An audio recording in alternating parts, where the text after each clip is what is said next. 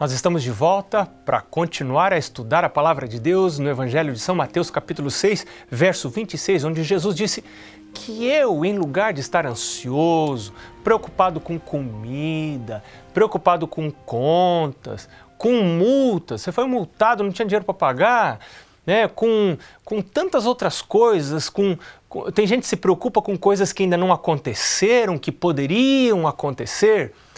Em vez de você ficar preocupado com estas coisas, Jesus disse que eu e você deveríamos tomar tempo para observar as aves do céu. Note que neste sermão, Jesus levou os seus discípulos para um ambiente natural.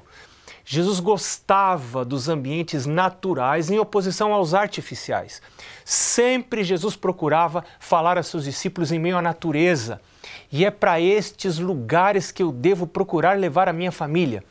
Eu devo procurar educar os meus filhos para que gostem das coisas naturais, para que gostem dos animais, para que gostem das plantas, para que aprendam a plantar, para que tenham prazer nos ambientes naturais.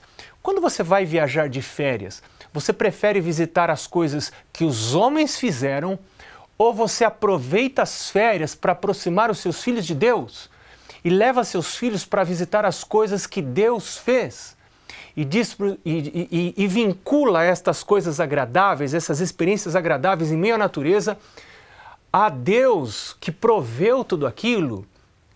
Acampar com os filhos é algo maravilhoso.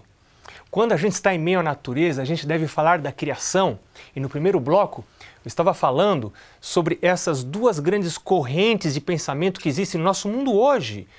Que de um lado está o criacionismo, de outro lado está o evolucionismo.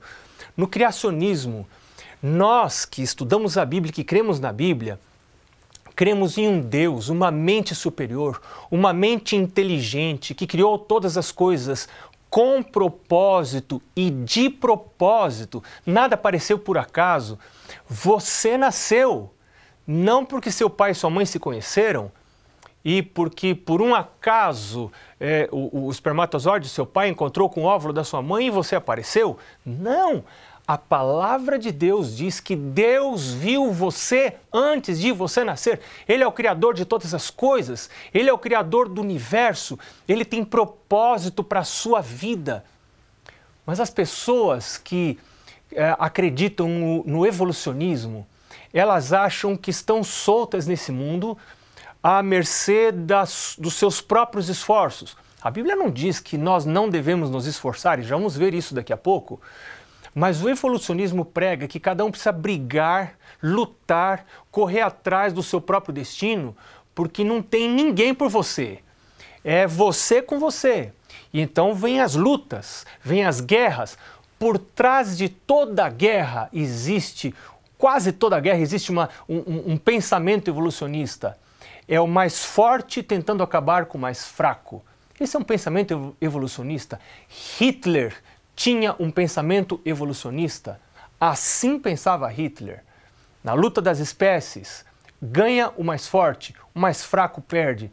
Esse não é um pensamento cristão. Esse não é o pensamento de Cristo. Se você é cristão, se você crê na Bíblia, se você crê que existe um Deus no céu e esse Deus pode fazer milagres, e o mundo começou por um milagre, houve milagre nos começos, houve milagre lá na criação, haverá milagre no fim das coisas deste mundo, com a volta de Jesus, tudo é milagre. Deus pode fazer milagres hoje na sua vida, e estes milagres podem estar à distância dos seus joelhos, da sua oração. Você ora em família, você reúne a sua família para orar 2 vezes ao dia, no culto da família, o culto da manhã, o culto da noite. Lembre-se de que esse culto precisa ser um culto rápido, 5 minutos. A comunhão particular com Deus, ela pode ser mais extensa, mas no culto familiar, quando reunimos os filhos, nós devemos ser rápidos. Você pode cantar um hino, você pode ler um pequeno texto, uma pequena história da Bíblia, se você tem crianças ou adolescentes, e você termina com uma oração. Apresente diante de Deus as ansiedades, as preocupações da sua vida. Mas voltando para o texto, disse Jesus: observai as aves do céu. Elas não semeiam, não colhem, nem ajuntam em celeiros. Contudo, vosso Pai Celeste as sustenta. Porventura, não valeis vós mais do que as aves? Será que Jesus está querendo dizer que eu não devo semear, que eu não devo colher e que eu não devo ajuntar nada em celeiros? Claro que não. Jesus não está dizendo isso. O foco não está nas minhas ações. O foco está em olhar as aves e perceber que, ainda que elas não semeiam, ainda que elas não colham e ainda que elas não ajuntem em celeiros, o nosso Pai Celeste as sustenta. O foco desse texto está no sustento de Deus, na maneira como Deus pode prover as aves que valem menos do que nós. E a pergunta é: você não vale mais do que um pardal? Você não vale mais do que um passarinho? Deus atribui muito maior valor a você. Você é uma criação complexa. Você tem cérebro. Você foi criado à imagem de Deus. Você pode pensar. Você pode raciocinar. Passarinho não tem noção de eternidade. Você tem noção de eternidade. Os animais não têm noção de eternidade. Os animais não têm noção de futuro e têm pouca noção de passado. Muito pouca noção de passado. Você tem noção de passado, você tem noção de futuro. Você consegue conceber eternidade. Eternidade é algo real e a Bíblia diz que ela existe. Deus é eterno, mas os passarinhos não. Agora, se Deus cuida dos passarinhos desta maneira, não vai cuidar de você? Agora, vamos voltar um pouquinho para esse negócio do semear, do colher e do ajuntar em celeiros. Sabe que a gente deve confiar em Deus, mas nós também devemos fazer a nossa parte. Nós devemos semear, nós devemos colher e nós também devemos ajuntar em celeiros. A Bíblia ensina, agora eu estou falando um pouquinho sobre finanças, a Bíblia ensina a importância de você ter poupança, de você guardar, de você ser previdente, de você fazer provisão para o seu futuro. Tem gente que pensa que planejar para o futuro é falta de fé. Não, a Bíblia diz que é falta de inteligência, é falta de sabedoria. E eu quero convidar você para ir comigo aqui para o livro de Provérbios. No livro de Provérbios, capítulo 21, no verso 20, diz assim a palavra de Deus: tesouro desejável e azeite há na casa do sábio. Olha só, na casa do sábio sempre há coisas. Tesouro desejável, há azeite. Deus não é contra a gente ter tesouros desejáveis, nem ter azeite, que é símbolo de suprimento, de comidas gostosas, boas. Mas o homem insensato, diz o texto, os desperdiça.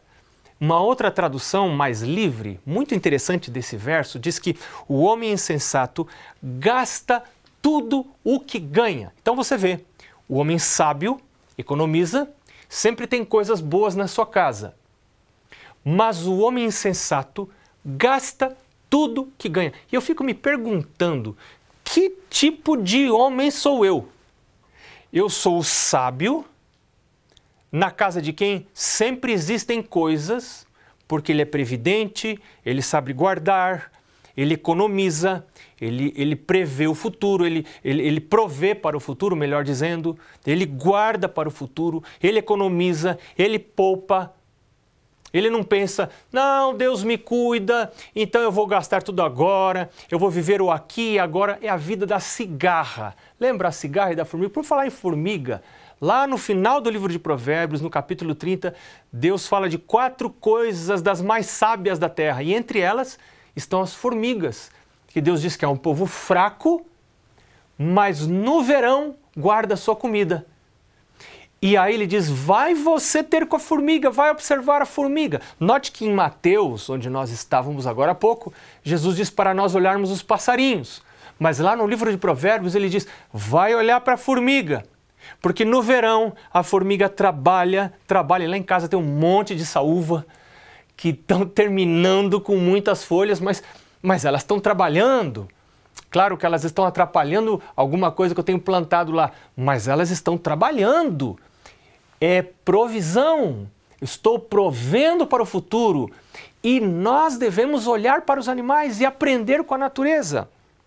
Mas aqui o texto diz que o sábio guarda e na sua casa sempre existem coisas desejáveis, mas o insensato gasta tudo o que ganha. Mas além do insensato, o texto não diz, eu acho que ainda tem uma terceira classe de pessoas, que são aqueles a quem falta sabedoria. Esses gastam mais do que ganham. E aí você começa a entrar em dívidas. Quando você começa a gastar um dinheiro que ainda não ganhou, você gastar mais do que você ganha, você gastar adiantado, você não ganhou o salário do mês que vem, mas você já assumiu compromissos, imaginando que você vai ganhar o salário do mês que vem. Este é o meio mais fácil de entrar em dívidas. E sabe o que faz a gente entrar em dívidas? É algo que na linguagem popular se chama olho grande. Nós vamos voltar a falar sobre isso num próximo programa. Mas por enquanto, Deus está chamando a mim e a você para vivermos um estilo de vida simples, ao mesmo tempo sermos previdentes, provermos para o futuro, economizarmos, trabalharmos, sermos como a formiga em relação ao trabalho, à provisão, mas sermos como os passarinhos em relação à confiança. Filho, filha, não ande ansioso, não ande ansiosa. O Senhor Jesus criou você. Ele tem planos para a sua vida e para a vida da sua família. Deus abençoe você. A gente se vê no próximo programa. Até lá.